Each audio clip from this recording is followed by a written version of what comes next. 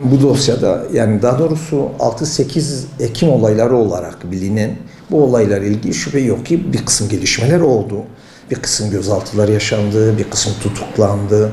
Sonra dosya güvenlik gerekçesiyle Ankara'ya nakledildi.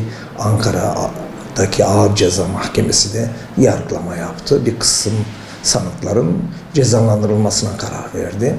Geçenlerde de Yargıtay büyük bir kısmını onadı. Sadece bir kısmını lehe yorumlanabilecek, daha doğrusu mağdurların lehine yorumlanabilecek bir karar çıktı. Ama bu dosyada en çok tartışılması ve konuşulması gereken şey bu olayların oluş aşaması ve bu olayların meydana gelmesinde kimlerin kusurları var ve ne tür hadiseler bu olaylara sebep oldu. Bunun en çok tartışılması gerekiyor. Şüphe yok ki o dönemde özellikle Diyarbakır ve Kürdistan bölgesinde güvenlik güçleri, gerek jandarma gerekse de polis, hiçbir şekilde vatandaşın can güvenliğini temini konusunda hiç olumlu bir adım atmadı. Çoğu zaman olaylara seyirci kaldı. Acaba bu olayların oluşmasında, tertiplenmesinde de bunların katkıları oldu mu, olmadı mı? Örneğin Fethullah Gülenci yapıyla Kandil arasında bir yardımlaşma, bir birliktelik veya oldu mu olmadı, bu konuda elimde net bilgileri yok ama şunu rahatlıkla söyleyebilirim. Kesinlikle o dönemde gerek jandarma gerekse de polis bu olaylara seyirci kalmıştır. En çok bu yönüyle tartışılması gerekiyor. Yine o dönemde adliye de, yani özellikle Cumhuriyet savcıları da bu olaylara seyirci kalmışlardır. Gerekli tedbirleri almamıştır. Örneğin o dönemde bu olayın olduğu yere yakın olan bütün kameralar ortadan kaldırıldı. Hiçbir kayıt alınmadı. Peki niye alınmadı? Bunun tartışılması lazım. Bunun konuşulması lazım. Bunda sanırım o dönemin Diyarbakır'da görev yapan özel yetkili savcıların da bu konuda ciddi kusurların olduğu görüşteyim. Şimdi şüphe yok ki bir dosyada sağlıklı bir sonuca ulaşabilmesi için delillerin usulüne uygun toplanması gerekiyor. Maalesef o dönemde biraz önce de belirttim, sağlıklı ve usulüne uygun delil toplanmadığı için sağlıklı bir sonuca ulaşmak da çok sağlıklı olmadı. Ama buna rağmen bir yargılama yapıldı, sonuca ulaşıldı. Fakat burada tartışılması gereken bir konu daha var. Örneğin aradan 6 yıl geçtikten sonra bir kısım gözaltılar yaşanıyor.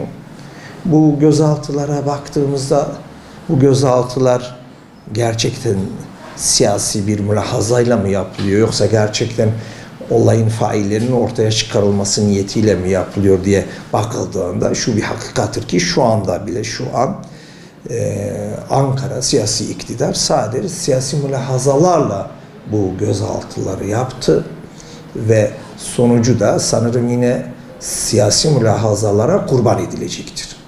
Benim bu konuyla ilgili bakış açım budur ve bu bakış açımın haklılığını ortaya koyan onlarca delil var. Eğer siz gerçekten etkili ve sonuca götürecek bir soruşturma yapacaksınız, niye 6 yıl beklediniz? O zaman deliller daha sıcak, ortada ve kaybolma ihtimali o dönemde yoktu. Ama şu anda delillerin çoğu ortadan kaldırılmış, yok edilmiş ya da artık olayın tanıkları bile, şahitler bile olayı ne kadar sağlıklı hatırlayacaklar. Bunun tartışılması gerekiyor. Ben bugüne kadar o dönem Kürdistan bölgesinde görev yapmış gerek jandarmadan gerekse de polisten, kolluk kuvvetlerinden herhangi birinin bu olaylarda ihmali olduğu gerekçesiyle haklarında soruşturma başlatıldığına dair elimde bir bilgi yok.